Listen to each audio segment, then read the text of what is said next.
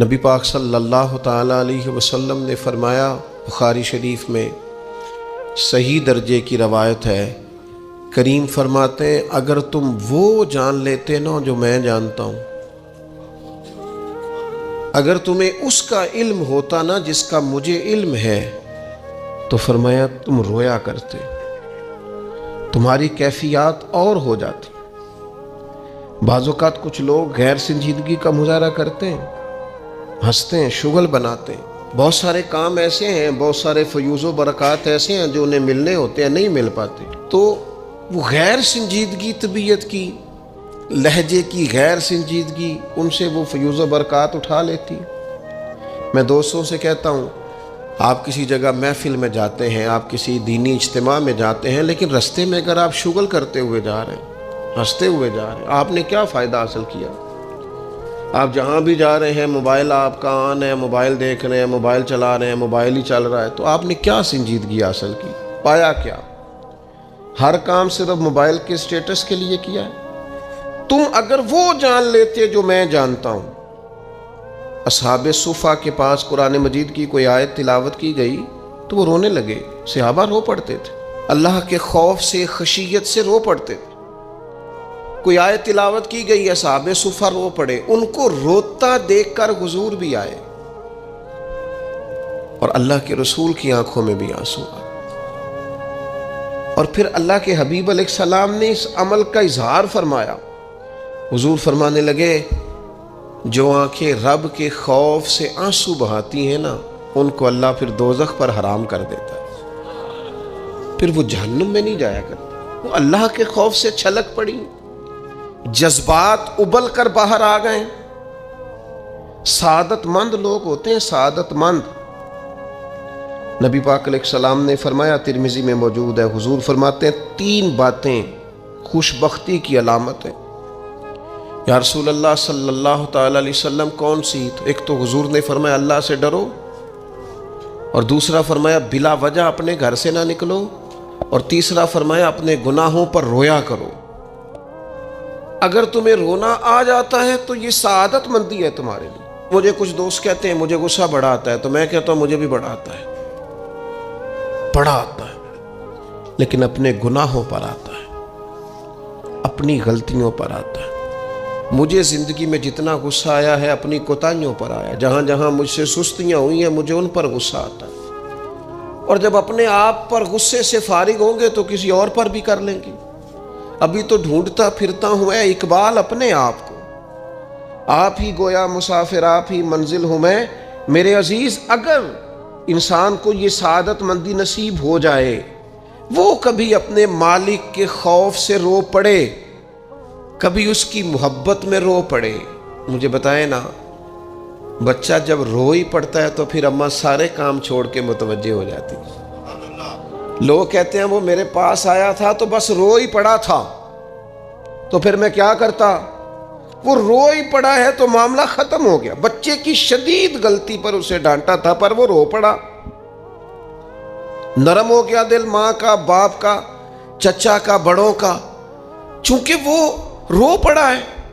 عزیز بھائی، جب تو بھی رب کی بارگاہ میں رو ہی پڑے گا نا، جب تو اس کی خشیت سے ٹوٹ ہی جائے گا نا، جب اس کے حضور آ کے عرض کرے گا نا، مالک میں کہاں جاؤں تیری بارگاہ میں نہ ہوں، کہاں جاؤں؟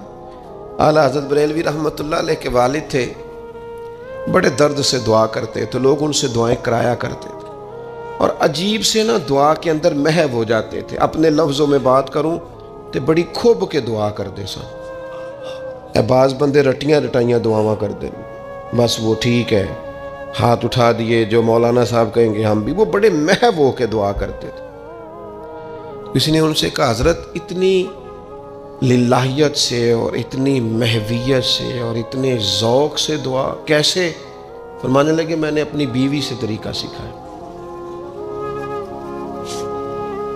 سیکھنے والے سبھی جگہ سے سیکھتے، اپنے بچوں سے بھی سیکھ لیتے، اور جن کا خیال ہونا ہمارے پاس کل عقل آ گئی ہے، وہ بیچارے عقل کو خیر بات کہہ دیتے ہیں، جن کو سارا ہی پتہ ہے انہیں کچھ پتہ نہیں۔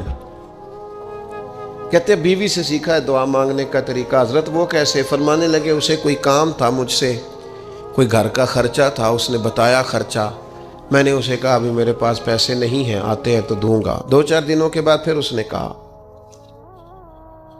میں نے کہا تھا گھر کے خرچے کے لیے کچھ پیسے، تو فرماتے ہیں میں نے کہا ابھی میرے پاس نہیں ہے، آتا ہوں تو دیتا۔ عورتوں کی عادت ہوتی ہے بار بار یاد کرانا، کہتے اس نے پھر یاد کرایا، وہ میں نے گزارش کی تھی کچھ پیسے چاہیے، فرماتے مجھے غصہ آ گیا۔ میں نے کہا تو کیا روز ایک ہی بات کرتی ہے، تجھے کہا ہے نا ابھی پیسے نہیں ہیں، آتے ہیں تو دے دوں گا۔ ہر روز یاد کرانے کا کیا مطلب ہے؟ ایک ہی بات کا رٹا لگایا، پیسے چاہیے پیسے، ٹھیک ہے خرچ ہے آپ ٹھیک کہہ رہے ہیں پر ابھی نہیں میرے پاس۔ کہتے میں نے ڈانٹ دیا۔ سعادت مند خاتون تھی، حوصلے سے ڈانٹ برداشت کی۔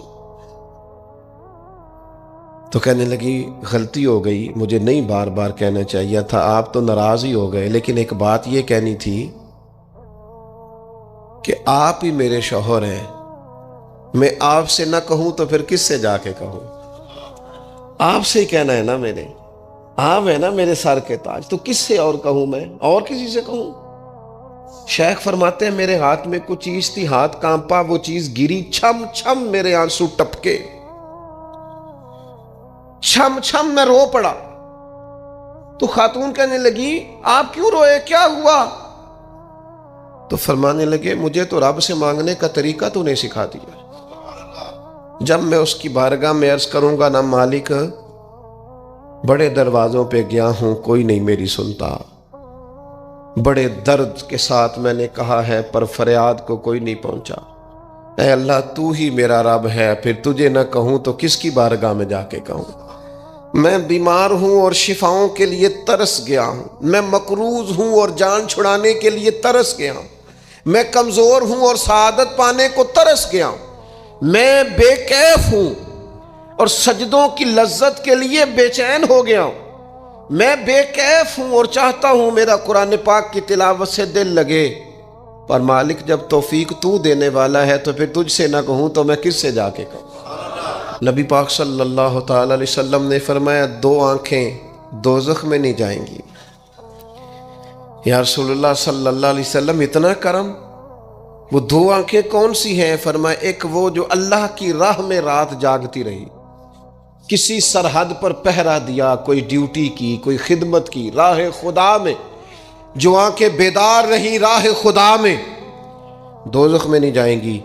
اور دوسرا فرمایا جو رب کی یاد میں رو پڑی، جس سے خشیت آئی، جو ڈر گیا پر ڈرا اللہ کے لیے، آنسو فارسیل نہ ہو، کوئی اداکاری کا ماحول نہ بنائے، وہ اس طرح نہ ہو رو رو کے دعا، رکت انگیز دعا، اور فلاں کیا بات، فلاں کے بڑا رلایا اور فلاں میں بڑا درد تھا اور فلاں کے آنسو نکل آئے اور پیر صاحب قبلہ رو ہی پڑے۔ فارسیل نہ ہو چیزیں، اداکاری نہ ہو، اس کی طبیعت پر پورا اثر ہو۔ اور جب خشیت کے ساتھ وجود کانپتا ہے، وہ کسی نے کہا تھا کہ آنسو قربت کا سبب ہوتے ہیں، جب آپ کی روح کسی کی روح سے ملتی ہے تب آنسو نکلتے ہیں۔ جب تو اللہ سے پورا جڑ جاتا ہے نا، جب رسول کائنات کی بارگاہ سے تیری پوری توجہ لگ جاتی ہے، پھر آنسو بن کر دل تے پار پوے جس ویلے ادو پار بناون اکھیاں، تے بے درداں محبوباں دے سارے ناز اٹھاون اکھیاں۔ عزیز دوست، جب آپ پورے طور پر جڑ جاتے، او یارو کتنا روئے ہیں مسلمان اقوام متحدہ کے سامنے جا کے، کتنی قراردادیں پیش کی تم نے سلامتی کونسل میں، حتیٰ کہ مسلمانوں کے جو امیر ملک تھے ان کی تنظیمیں بنی، کوئی مسلمانوں کی داد رسی کو نہیں پہنچا۔ میری کو بہت لمبی عمر تو نہیں ہے، پر میں نے برما میں مسلمانوں کے کٹتے ہوئے حالات دیکھے، خبریں آئیں، ہم نے دیکھی، کٹتے اور سسکتے مسلمان ہم نے دیکھے۔ ہم نے دیکھا لیبیا پہ حملہ ہوا اور ٹوٹ گیا سارا ملک۔ میں نے وہ منظر دیکھا جب غوث پاک کے بغداد میں بمب گرے۔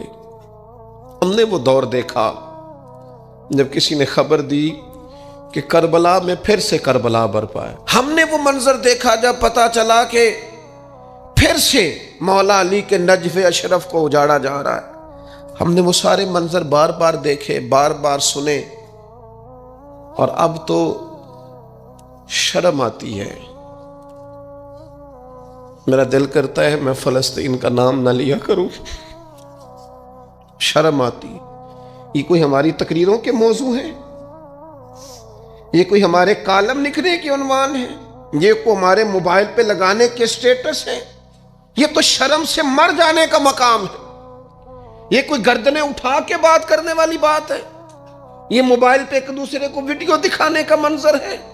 رمضانوں میں شاموں میں اپنے اپنے بچوں کو سینوں سے لگا کے افطاریاں کرانے والوں اور بچوں سے پوچھنے والوں کہ پتر تو کی کھانا ہے، اس سے پوچھ لے اس کی مرضی کیا ہے۔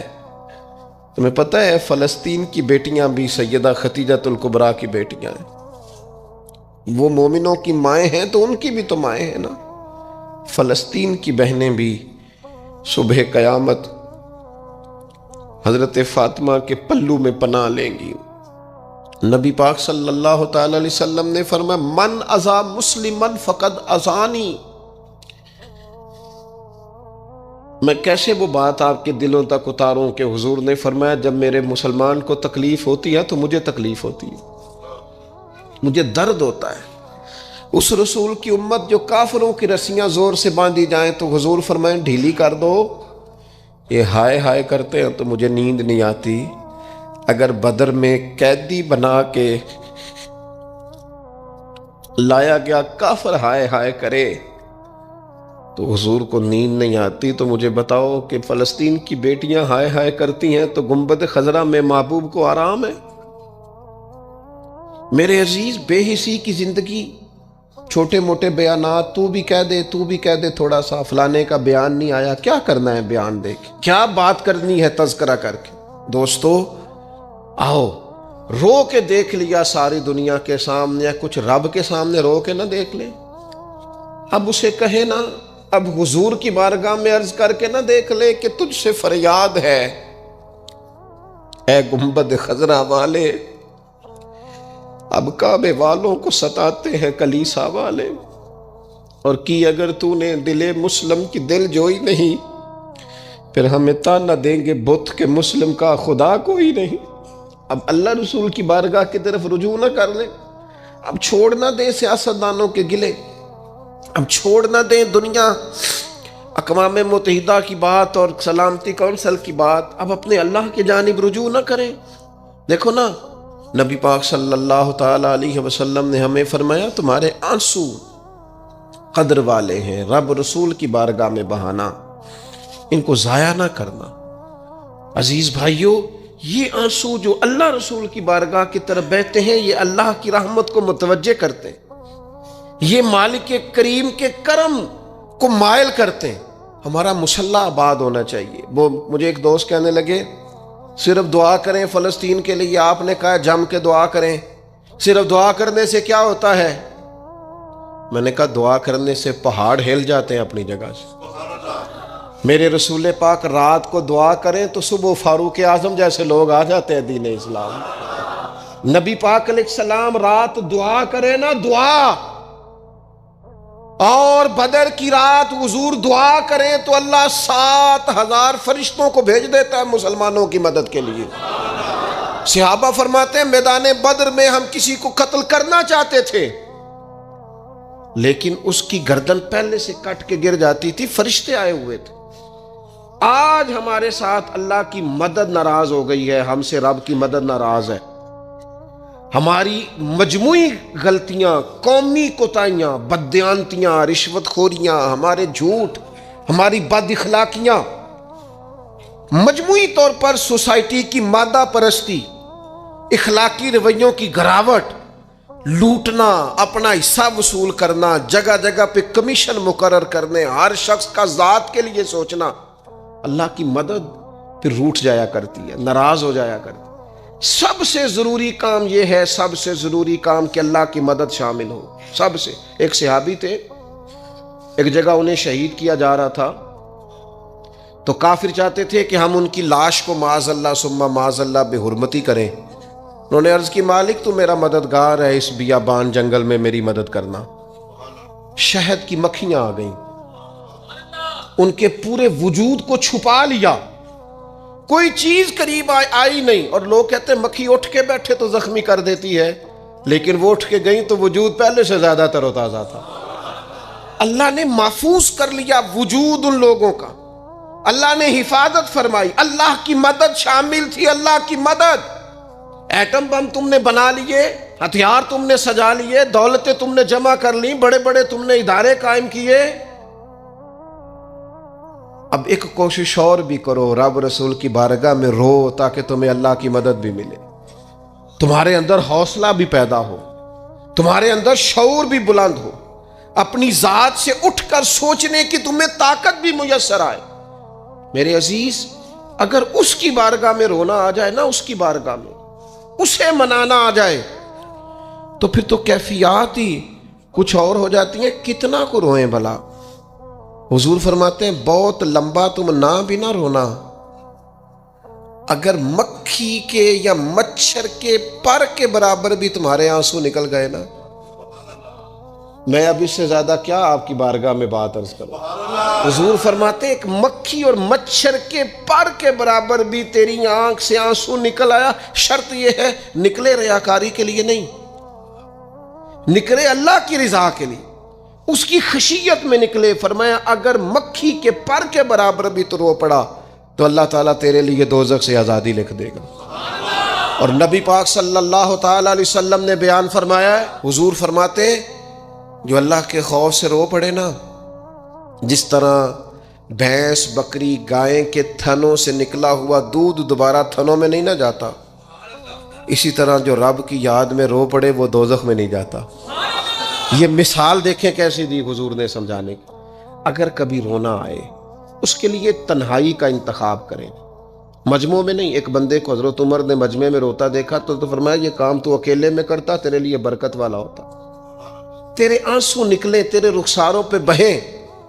اور شیر خدا تو شیر ہے نا، حضرت مولا علی شیر خدا فرماتے ہیں اگر تیری آنکھوں سے کبھی آنسو نکلے نا اللہ کی یاد میں، حضور کی محبت میں، تو فرمایا ان آنسوؤں کو پوچھنا نا، ان کو چہرے سے صاف نہ کرنا. یہ تو آنسو اس قابل ہیں کہ تیرے رخساروں پہ رہیں، یہ تو روشنی ہے تیرے چہرے کی، ان کو پوچھنا نا. حضرت علی رضی اللہ تعالیٰ عنہ نصیحت کرتے ہیں انہیں رہنے دے، یہ آنسو بڑا قیمتی ہے، یہ نکلا تیری آنکھ سے ہے پر کسی کا ہو کے نکلا ہے، نکلا تیری آنکھ سے ہے پر کسی کے لیے نکلا، نکلا تیری آنکھ سے ہے پر اس نے تجھے بتایا ہے کہ تیرے وجود میں، تیری دھڑکنوں میں، تیرے جذبات میں کسی اور کا بھی حصہ ہے. یہ رب رسول کی رضا کے لیے چھلکا ہے. وہ حضرت شیخ سعدی رحمۃ اللہ تعالی علیہ آپ مہمان نواز بڑے تھے. حضرت سعدی کچھ لوگ نا بڑے مہمان، سارا دن یہی سوچتے رہتے ہیں کسی کو کھلانا کیسے ہے جی، دنیا آوے کھا کھا جاوے تے راضی ہووے بلا. تو حضرت سعدی مہمان نواز بڑے تھے تو قرضہ چڑھ گیا. قرضہ صرف مہمانوں کو کھانا کھلانے کا ہی تھا. تو ایک دن سارے ہی قرض کھا کے بیٹھ کے کہنے لگا بابا پیسے دیں گے تو جائیں گے، پیسے رکھ. سب جھگڑا کر رہے ہیں. تو حضرت سعدی کہتے ہیں وہ مطالبہ کر رہے ہیں پیسے دو اور مجھے ٹینشن ہے، ان کو کھلایا پلایا کچھ نہیں. تھوڑی دیر گزری تو ایک بچہ آ گیا کچھ بیچتا بیچتا. اس نے آ کے کہا نوجوان نے کہ جناب میں مجمع دیکھتے ہیں تو بعض لوگ بیچنے والے آ جاتے ہیں، اس نے وہ چیز بیچنے کے لیے سامنے کی تو کہنے لگا لینی ہے. تو حضرت فرمانے لگے میرے مہمانوں کو دے دو کھا لیں. انہوں نے دے دی. اب وہ کہنے لگا پیسے. تو حضرت بڑے پریشان ہوئے، کہنے لگے بیٹا آپ بھی بیٹھ جائیں، یہ بھی سارے پیسے لینے ہی آئے ہیں.